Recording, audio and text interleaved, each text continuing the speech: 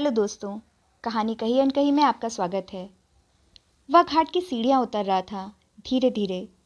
मैं भी उसके साथ थी, ठीक पीछे 180 डिग्री के कोण पर। उसे मेरे होने का आभास तक नहीं। पुरोहित का मंत्रोच्चारण चला जा रहा था। सहसा अपने विलय से पूर्व क्षणांश में अतीत में खोने लगी थी मैं। अतीत की एक एक घटना प्रतीक्षित खड़ी थी, जैसे दोबारा जिए जाने को। मैं और शिरीष सामान्य दंपति, जिसमें हमारा वासु प्रेम की धुरी और धरोहर है। प्रेम धारा में स्नात हम तीनों और छोटा किंतु सुंदर सा वह घर, जहां हम तीनों के साथ जुड़े असंख्य खुशियों के क्षण भी बसते हैं। वासु ने तब स्कूल जाना शुरू ही किया था कि भूचाल सी उस एक दुर्घटना ने सब कुछ बिखेर दिया था। शिरीष के यूं अचानक हमें छोड़कर चले जाने के बाद कोई अदृश्य शक्ति ही थी जिसने मुझे समेटा था। मुझे चलना था शिरीष के और मेरे सपनों के लिए, हमारे वासु के लिए। मेरी घड़ी की सुइयां मात्र वासु के इर्द गिर्द घूमती थीं, और वासु के लिए मैं, उसकी माँ और पापा दोनों ही तो थी अब। वासु मेरा सर्वस्व था, मेरी प्राणवायु, मेरी जीवन शक्ति। एक एक दृश्य अब भी प्रतीक्षा में यूं ही तो खड़ा है। नन्हे से वासु के बाल संवारती मैं, उसकी उंगली थामे उसे बैग थमाकर स्कूल छोड़ हाथ हिलाती मैं। वह बढ़ता रहा, मैं हर तापे तपिश से बचाती, अपने आंचल की छाँव किए, क्लास लिए उसकी मिन्नतें चिरौरियाँ करती और लोरी गाकर उसे थपथपा कर सुलाती। हर परिदृश्य जीवंत है। उसे जरा सा बुखार हो जाता तो रात आंखों में ही कट जाती। सचमुच हूबहू शिरीष की छवि निकाली थी वासु ने। वही नैन नक्श, वही कदकाठी। मैं बलिहारी जाती थी अपने वासु पर। नौकरी, घर और वासु, यही दुनिया हो गई थी मेरी। सपने साकार लगने लगे थे। वासु की लगन और मेरी तपस्या रंग लाई थी। उसे बहुत अच्छी नौकरी मिल गई थी। अकेलेपन का संघर्ष था शायद, जिसने मुझे कुछ जल्दी थका दिया था। अपने बोए सींचे वृक्ष के तने से टिक तनिक सुस्ताना चाहती थी मैं। वासु का विवाह कर अपने दायित्वों की इतिश्री कर लेना चाहती थी मैं।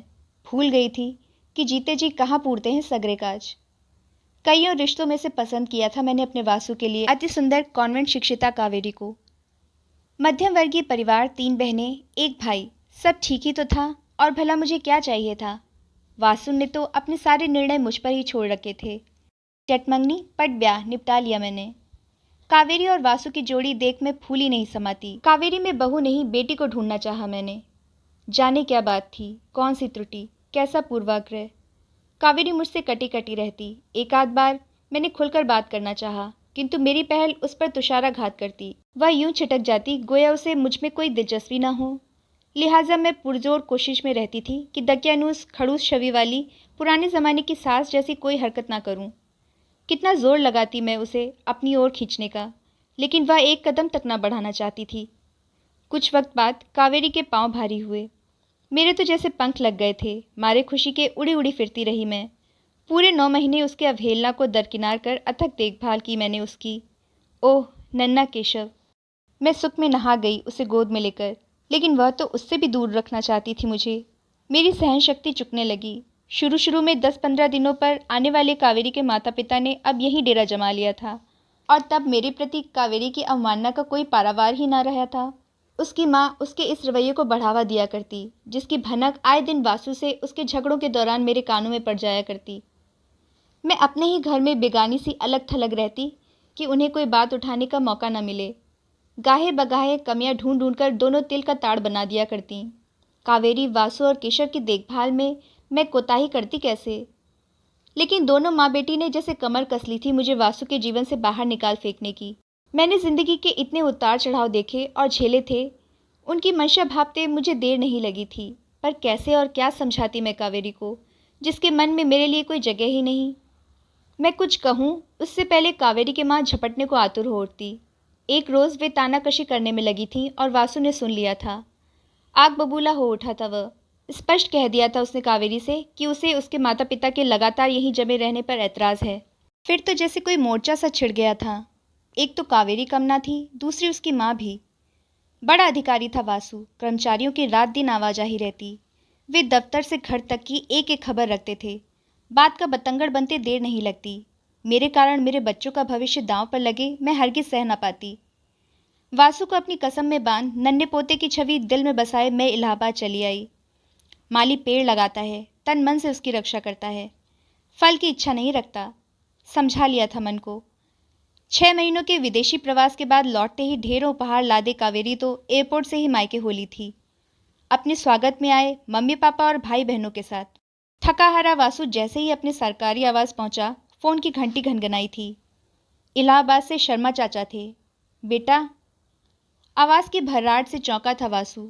जल्दी आ जाओ, तुम्हारी माँ वे नहीं रहीं। सन्न खड़ा रह गया था वासु। रिसीवर पर चाचा रुंधे कंठ से कुछ कहे जा रहे थे और माँ की मिट्टी ज्यों उसकी बाट जो रही थी। पाठ को विराम देकर पुरोहित जी उठे तो वह भी टहलने लगा। बचपन से यौवन तक का साथी यह घर जीर्ण हो चला था। माँ ढेरों स्मृति चिन्हों में यहाँ वहाँ, आंगन के एक कोने में पुरानी जंग खा चुकी छोटी सी उसकी साइकिल, रस्सी पर न जाने कब से टंगी माँ की सादी सी सूती साड़ी। वासु ने भाव विवल होकर उसे समेट लिया। माँ ऐसे ही सिमट गई थी उसके अंक में, कृशकाय हो गई थीं। वह मिलने गया था इलाहाबाद माँ से। यह पता लगते ही कावेरी ने धमकाया था, कान खोल कर सुन लो, मैं तुम पर तुम्हारी माँ पर दहेज प्रताड़ना का केस कर दूंगी। वह अवाक व स्तब्ध रह गया था। तब से वह माँ से फ़ोन पर भी बात करता तो ऐसे छिपाकर जैसे कोई चोरी, कोई गुनाह। उसके बाद से वह कावेरी के साथ बस निभाए चला जा रहा था, तो माँ के लिए। वासु सोच रहा है, सदा हर निर्णय पर खरी उतरने वाली उसकी माँ से हुई यह पहली और आखिरी भूल है। उन्हें कभी पता नहीं चलने दिया उसने कावेरी की धमकी का। शिक्षित सुंदर कावेरी के भीतर के स्वार्थ, दोहरे स्वभाव और खोखले संस्कारों का अंदाज़ा माँ लगाती भी तो कैसे। सिर पटक लेना चाहता था अपना। कैसे सही होगी माँ ने इतनी वेदना। किंतु अब वह उसकी रक्ते आंखों में क्रोध और क्षोभ उतर आया है, जिसने उसे निर्णय तक पहुंचा दिया है। एक बार माँ ने हंसी हंसी में कहा था, वासु, मैं मरूं तो मेरी मुट्ठी भर राख को मणिकर्णिका घाट पर विसर्जित कर देना, जहाँ तेरे बाबा की। टूटा सा वह माँ की तस्वीर के आगे जलती अगरबत्तियों के धुएं में उनकी महक तलाश रहा था। शर्मा चाची मौका पाकर उसके बगल में आ बैठी। कमज़ोर तो बहुत हो गई थी दीदी। पंडित जी गरुड़ पुराण का पाठ कर रहे हैं और वे धीमी आवाज़ में ही सही बोले जा रही हैं। अकेली मानस, कभी पकाया खाया कभी नहीं। हम ज़रा जौनपुर गई रहीं, तब तो ठीक ही रहीं, किसे पता था। सफाई देती देती वे उसे जैसे याद दिलाना चाह रही हैं। बेटा, अफसोस के मारे जान निकली जाती है कि हम सबके रहते उनकी मिट्टी 2 दिन पड़ी खराब होती रही। वासु तड़प उठा था और वे अपनी ही रौ में बही चली जा रही थीं कि यकायक बुआ जी ने आकर उन्हें बहाने से उठाया। अरे भाभी, आप यहाँ हो और वहाँ भैया हलवाई की लिस्ट के लिए आपको खोज रहे हैं। वासु मन ही मन बिलख रहा है, सुलग रहा है। पंडित जी किसी बैतरनी नदी का जिक्र कर रहे थे। वह बुदबुदा उठा है, जानता हूँ चाची, माँ ने जीते जी बैतरनी पार की है। आगे के शब्दों ने उसके कंठ को अवरुद्ध कर दिया। बेटा, एक ना एक दिन सभी को जाना है, धीरज रखो। बुआ जी उसकी पीठ थपथपाने लगी। माँ जी की मृत्यु की सूचना मिल जाने पर भी कावेरी मायके में ही बनी रही थी, महज इसलिए कि दूसरे दिन उसके भाई की सगाई थी। उसे वहाँ देख कुछ जानने वालों में कानाफूसियाँ भी हुईं, किंतु वह अनजान बनी रही। मेहमान अभी विदा ही हुए थे कि वासु का पर्सनल सेक्रेटरी तलाक का नोटिस लिए पहुंचा था। कावेरी और उसके माता पिता के पैरों तले ज़मीन खिसक गई थी। वह केशव को लिए चुपचाप कार में बैठ गई थी और परिवार वालों ने कोई हस्तक्षेप नहीं किया था। 4 घंटों का सफ़र तय करके जब उसने घर में कदम रखा तो बाहर ही रोक दिया था वासु ने उसे। अब यहाँ क्यों आई हो? वह तो सीधे वासु के पैरों पर गिरकर रो पड़ी। बुआ जी ने समझाया था, रहने दे बेटा, सुबह का भूला शाम को घर वापस आ जाए तो उसे भूला नहीं कहते। फिर मुखातिब हुई थी कावेरी से, तुम तो इतनी पढ़ी लिखी हो दुल्हन, ऐसा अगर तुम्हारी माँ के साथ होता तो तुम क्या करती? कावेरी मुंह छिपाए रोती ही रही। क्या कोई उत्तर था उसके पास? वासु यंत्र चालित सा उन मुट्ठी भर फूलों को जल प्रवाह में विलय होता देख रहा था। क्या इस तर्पण से माँ के जीवन को लौटाया जा सकता है?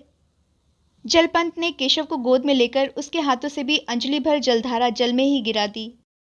पंच तत्वों में विलीन होते होते मैंने कहा था, मैंने तुम्हें क्षमा किया कावेरी, जिसे वह सुन न सकी, किंतु विश्वास था मुझे अपने वासु और अपने दिए संस्कारों पर कि वह अवश्य क्षमा कर देगा कावेरी को। मैंने केशव के सिर पर प्यार से हाथ फेर दिया था और वह पलटकर मुस्कुराया था।